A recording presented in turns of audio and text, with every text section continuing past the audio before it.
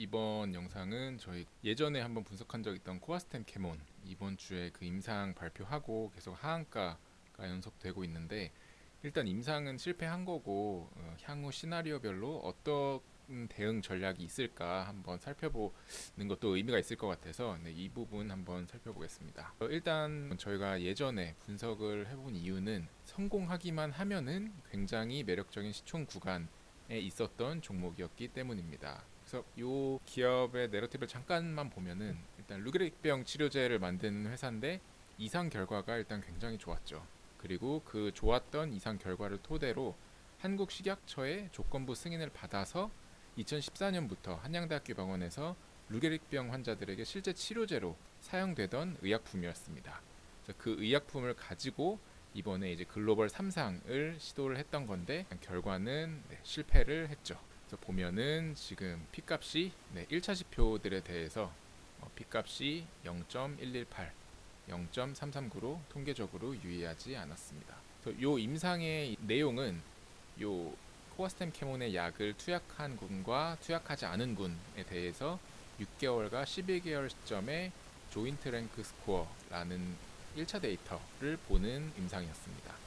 근데 이 데이터가 이제 통계적으로 유의미하지 않았다라는 결과가 나온 거죠. 근데 지금 나오는 이런 기사들을 보면은 최근에 임상 실패 후에 실패지만 아직은 실패가 아니다, 실패지만 성공이다, 실패지만 더 중요한 것을 밝혀낼 수 있었다, 통계적으로 유의미한 값은 못 얻었지만 임상학적으로 유의미한 결과값을 도출해낼 가능성이 있다 등등 이런 말들이 있는데 다 개소리죠. 다 개소리고 1차 지표가 P값을 확보하지 못한 임상은 실패한 임상입니다. 요거는 뭐 다르게 해석할 여지가 전혀 없어요. 그래서 커스텀 캐몬의 주가는 지금 한 번, 두 번, 세 번 임상 이 데이터 발표 후에 3연속 하한가를 가고 있는 상황입니다. 그러면은 이제 저희가 실패한 거는 이제 실패한 걸로 인정을 해야 되고, 실패한 임상으로는 약 허가를 무조건 못 받을까? 전혀 희망이 없는 부분일까를 한번 살펴보면 희망이 아예 없지는 않아요. 1차 지표를 달성 못했지만 2차 지표, 그 다음에 그 외 부수적인 지표들로 신약 허가 승인받은 루게릭병 치료제는 많습니다. 우선 이 아밀릭스 파마스티컬스의 렐리브리오라는 약은 2022년 이상에서 FRS를 기준으로 한 1차 유효성 평가 지표를 달성하지 못했지만, 요 지표가 1차 지표인데 요거는 달성하지 못했어요. 하지만 이 추가 연구 분석을 통해서 이 10에서 18개월 정도의 생존 효과는 입증을 해냈기 때문에 FDA의 조건부 허가를 받았습니다. 그 다음에 바이오젠의 이 칼소디라는 약도 이 3상에서 1차 지표인 동일한 이 ALS, FRS 지표는 통계적으로 유의미한 값을 달성하지 못했습니다.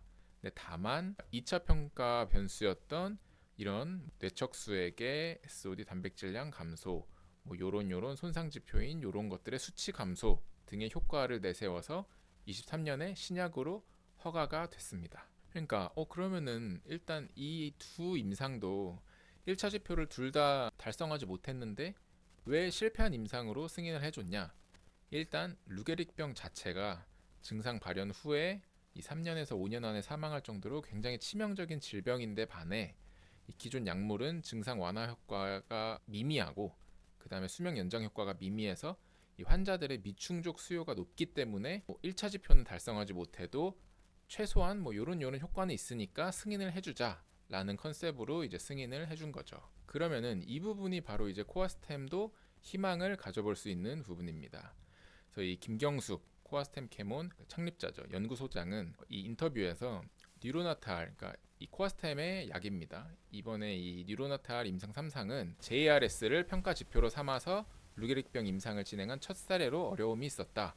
기존 루게릭병 치료제들은 모두 1차 지표로 그 FRS 점수를 설정했다 라는 부분이 있었습니다. 그러니까 이게 어떤 부분이냐면, 지금 보시면은 이 과거의 루게릭병 치료제들은 1차 지표를 요 지표로 설정을 했어요. ALS, FRS 점수죠. 요것도 1차 지표를 요걸로 설정했어요. 요게 뭐냐? 환자의 기능적인 상태를 정량적으로 평가하는 행동 능력 지표로 먹기, 옷 입기, 말하기 등등 이런 거를 수행 능력을 설문으로 측정한 값이죠. 그러니까 이전의 루게릭병 치료제들은 다 요거를 1차 지표로 해서 임상을 했는데 이번에 코아스템 캐몬 임상부터는 이 ALS, FRS 점수가 1차 지표가 아닌 이 JRS 지표라는 게 1차 지표로 설정을 했다는 거예요. 그러니까 요거는 이 기존의 요 점수 더하기 환자의 생존 기간까지 포함한 뭔가 복합적인 점수 체계라고 하더라고요.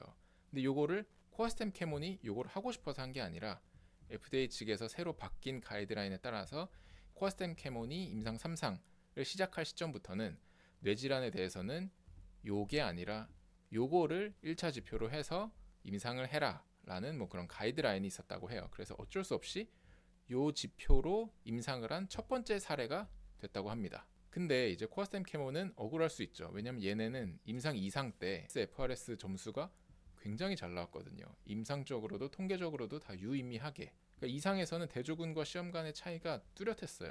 그러니까 만약에 코아스템 캐몬이 희망을 가질 수 있는 부분은 이 부분이죠. 지금 이제 탑라인 데이터는 다 나왔지만 3상의 전체 데이터 분석이 다 끝나고 이 3상의 ALS, FRS 점수도 이제 다 분석을 해본 결과 임상 2상에서 보여준 것처럼 3상에서도 훌륭하게 나왔다면 그러면은 FDA와 협상할 여지가 있을 수도 있다라는 부분입니다. 왜냐하면은 기존 치료제들도 다 ALS, FRS 점수를 1차 치료제로 해서 조건부 승인 해줬는데 우리는 심지어 이게 잘 나왔는데 이거 승인 조건부 승인 같은 거 해주면 안 되냐라고 이제 뭐 제안을 한번 해볼 수 있다는 부분이죠. 그 다음에 전체 환자군에서는 어쨌든 1차 지표가 통계적 유의성 확보를 실패를 했지만 이제 하부 그룹 분석을 해가지고 뭐 어떤 특정 특징을 가진 그룹한테는 만약에 요게 통계적으로 유의했다면 그러면은 이제 그 약은 그 특정 하부 그룹을 위한 신약으로는 승인을 받을 수도 있지 않을까라는 얘기입니다. 그런데 사실 쉽지 않죠. 모든 저런 가능성만 들어보면은 잘 될 수도 있을 것 같지만 저희는 전문가가 아닌 이제 일반 투자자니까 상식적으로 투자를 해야 되죠. 예를 들어 저희가 올해 커버한 메지온의 경우만 봐도 딱 이 케이스잖아요. 메지온도 임상 1차 지표 처음에 2019년에 까봤을 때 실패했죠. 근데 메지온이 한 말은 슈퍼폰탄이 껴있었다. 그래서 걔네 때문에 데이터가 오염돼서 그러니까 슈퍼폰탄을 뺀 하부그룹 분석을 해보니까 모든 지표가 이제 다 성공이었다는 거죠. 그래서 요 데이터로 한번 FDA의 승인을 받아볼게 라고 하고 지금 5년이 흘렀죠. 결국은 거절을 당해서 임상을 다시 하고 있는 상황이죠. 코아스템도 그럴 확률이 사실 상식적으로는 크다고 보여져요. 그래서 최종적으로 좀 정리해 생각을 해본다면 이 모든 데이터 분석이 끝나고 내년 3월에 이 최종 임상 결과 리포트를 받고 나면 뭐 혹시 모를 대반전이 있을 수도 있어요.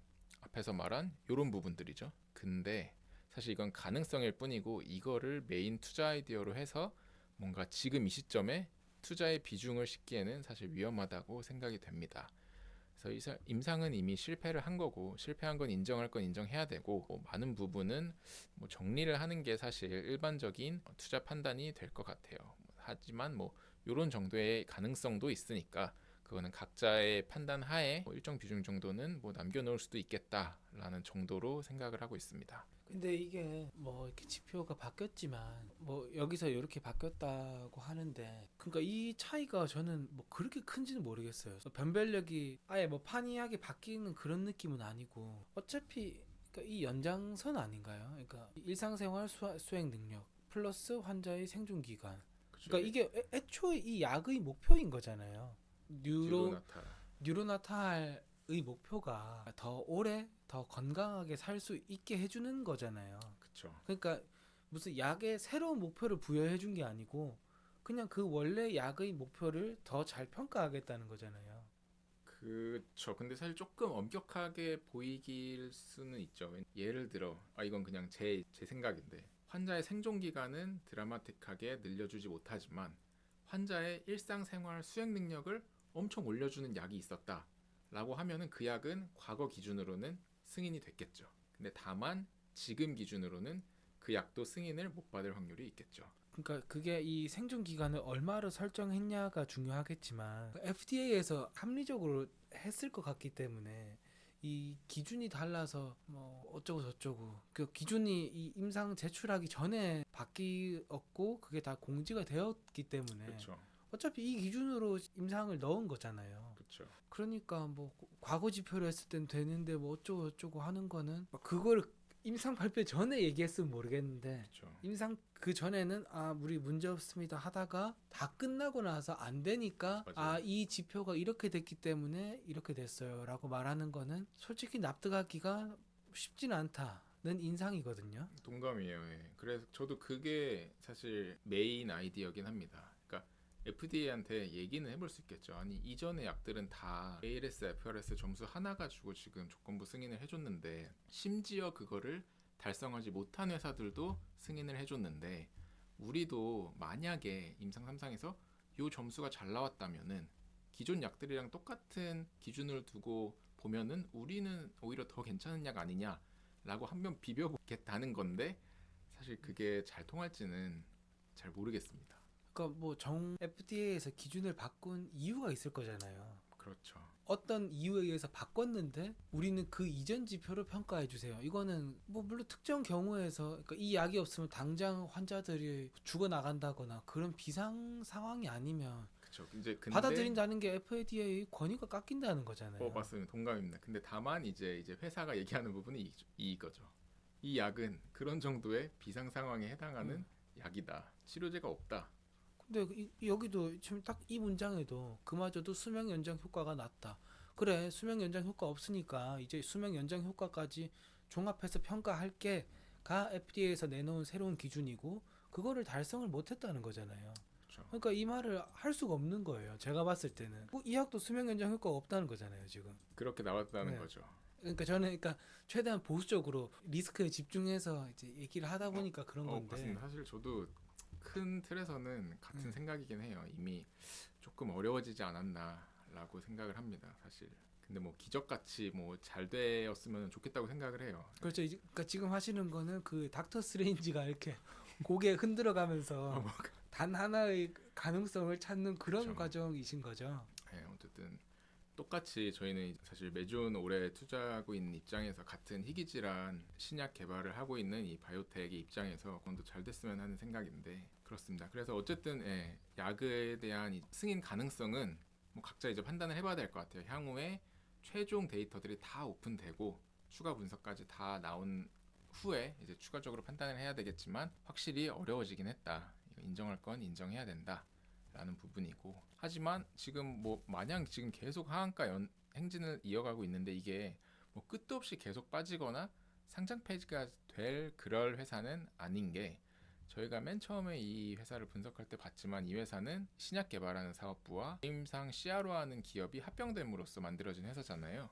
근데 이 비임상 CRO 사업 부문만 생각을 하더라도 어느 정도의 밸류는 반영을 하다는 막혀 있는 회사라고 생각을 합니다. 그래서 보면 이 CRO 사업부만 해도 지금 매출이 뭐 한 3, 400억씩은 나오는 회사니까 이 부분이 대략 뭐 밸류에이션 하단을 보통 타 CRO 기업들이랑 대략적으로 비교를 해본다고 해도 한 1000에서 1500억 정도는 하지 않을까. 신약 개발에 대한 밸류에이션을 아예 제외하고 나서라도 그러면 이제 얼추 뭐 바닥인지는 모르겠지만 어쨌든 뭐 무릎 정도의 가격은 왔다고 생각을 하거든요. 그러니까 이런 정도의 이제 밸류 하단을 생각하면서 향후에 이제 이 나오는 소식들을 좀 팔로우업 해보면서 좀 대응을 해볼 필요가 있다고 생각을 합니다.